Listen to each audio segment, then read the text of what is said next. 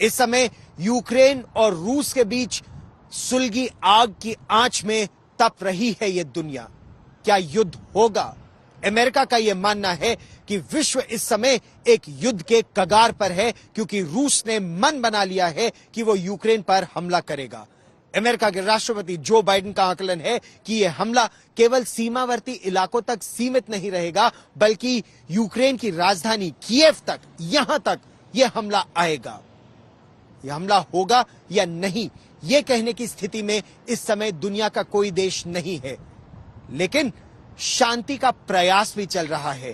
कूटनीति, राजनीति और बातचीत, क्या क्या चल रहा है दुनिया के अलग अलग हिस्सों में, हम आपको वो भी बताएंगे। लेकिन इस समय तनाव लगातार कितना बढ़ता जा रहा है रूस और यूक्रेन के बीच, और अगर यह आग सुलगती है तो इसका असर कहां कहां होगा, देखिए ये report.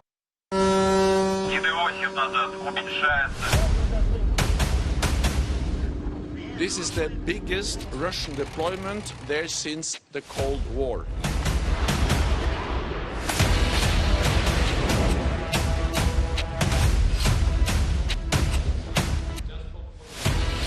По человеку такого общенационального масштаба. He invades Ukraine. There will be severe consequences. Ukraine never ever becomes member of NATO. It is going to be a disaster for Russia. Why they need 100,000 troops on the border, which they say are not for invasion but are for exercising. С праздником! С днем воссоединения! We would provide the defensive capability to the Ukrainian. As it is not legally for Russia to go in Ukraine and just ask for some territory or some resources. ये लड़ाई रूस और Ukraine के बीच में नहीं है, ये लड़ाई रूस और अमेरिका के बीच में है।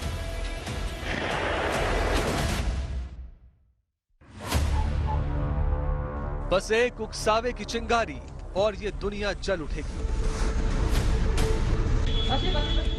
महाशक्तियों को ये मालूम है, परमाणु संपन्न राष्ट्र अध्यक्षों को इसकी पूरी समझ है, लेकिन वर्चस्व की लड़ाई में उन्हें जंग भी जायज लग रही है।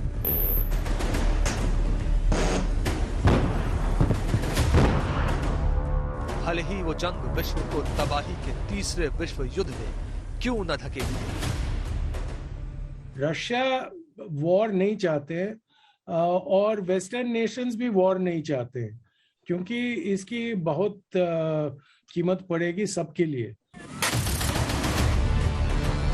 रूस यूक्रेन सरहदों पर टैंकों की गड़गड़ाहट कम नहीं हो रही। नेटो सदस्य देशों के तेवर ऐसे कि जंग अब शुरू तब शुरू। किसी को दुनिया का दादा बनने के लिए इसी समय मौका दिख रहा है।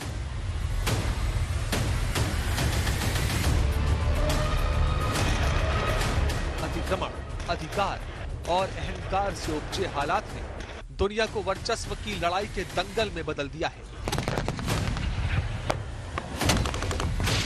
सब अपने दांव चल रहे हैं। रूस यूक्रेन के बीच समझौते की जर्मनी, फ्रांस जैसे देशों की कोशिशें बेकार हो चुकी हैं। हथियारों की हनक सुनाई दे रही है और माइंड गेम चरम पर है। सवाल यह भी कि अमेरिका की पॉलिटिक्स क्या है। अमेरिका का तो अपना इंटरेस्ट है, जो रूस का जो दबदबा है, जो प्रभाव है, जो इन्फ्लुएंस है, वो इतना नहीं बढ़ जाए जिससे कि यूरोप के जो देश हैं उनके संबंध अमेरिका से कम पड़ जाए। पुतिन के दिमाग में कौन सी खिचड़ी पक रही है? हम यूक्रेन के साथ युद्ध नहीं चाहते, इसलिए हमने बातचीत शुरू करने का प्रस्ताव रखा है, जिससे दोनों देशों में लोगों के बीच सुरक्षा की भावना आएगी। और क्या सचमुच दुनिया परमाणु युद्ध की तरफ पहुंच चुकी है? ये सिर्फ रूस और यूक्रेन के बीच में नहीं होगा, यूनाइटेड स्टेट्स शामिल हो जाएगा तो फिर प्रॉब्लम बहुत बड़ा हो सकता है, क्योंकि यूनाइटेड स्टेट्स और रशिया सबसे बड़े न्यूक्लियर वेपन स्टेट्स हैं और वो एक दूसरे को टोटली डिस्ट्रॉय कर सकते हैं। और क्या वाकई अब ये जंग ना टाली जाएगी?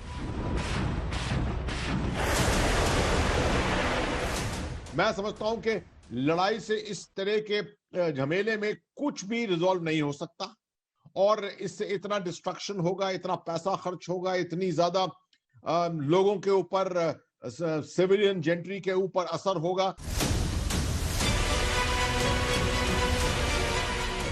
2014 में क्रीमिया पर कब्जे की पुतिन की जिद दुनिया देख चुकी है। उनका अंदाज हमेशा चौंकाता है। वो ग्लोबल मीटिंग्स के लिए परमाणु जहाजों का इस्तेमाल करते हैं, पनडुब्बियों में समंदर पर सवारी किया करते हैं। ये माना जाता है कि पुतिन ज्यादा सोच संकोच नहीं करते और यही वजह है कि उनके जंग से इनकार करने के बावजूद कोई ये मानने को तैयार नहीं कि वाकई जंग टल गई है।